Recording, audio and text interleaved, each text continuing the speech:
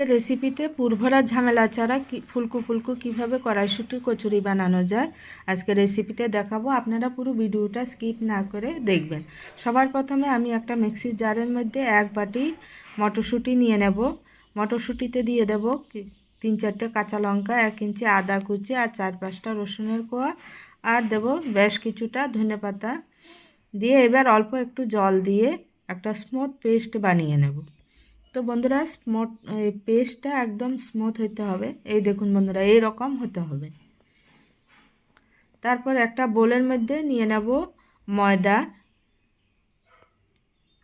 ময়দার পরিমাণটা আপনারা যেমন প্রয়োজন সেরকম নেবেন। 1 চামচ লবণ দিয়ে দেব ময়দাতে, 1 চামচ চিনি দিয়ে দেব, আর কিছুটা জোয়ান হাতে ঘষে দিয়ে দেব, আর দিয়ে দেব কিছুটা রিফাইন অয়েল দেব 1 চুটকি মতো। 1 চামচে 3 ভাগের 1 ভাগ বেকিং সোডা দিয়ে প্রথমে শুকনো মেখে ময়ান দিয়ে নেব।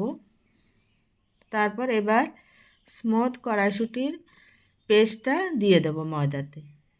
তো বন্ধুরা, এর মধ্যে জল দেব না, এই স্মুথ পেস্টটা দিয়েই আমি ময়দাটাকে মেখে নেব। প্রথমে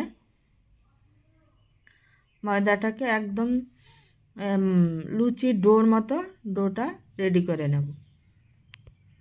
এবার একটা ঢাকনা দিয়ে ঢেকে দেব। তারপর কিছুক্ষণ ঢেকে রেখে এবার ময়দাটাকে লেচি কেটে নেব। তো ডোটা থেকে সব লেচি কেটে নিয়েছি কচুরির জন্য। তারপর একটা তাওয়াতে অল্প একটু সাদা তেল দিয়ে বেলে নেব, লুচির মতো বেলে নেব।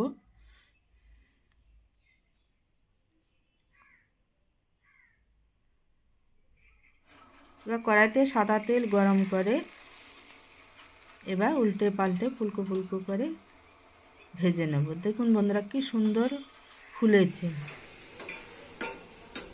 এইভাবে আমি সব কচুরিগুলোকে এক এক করে ভেজে নেব। তো বন্ধুরা, এতে কোনো খুব তাড়াতাড়িও হয় আর খেতেও অসাধারণ লাগে।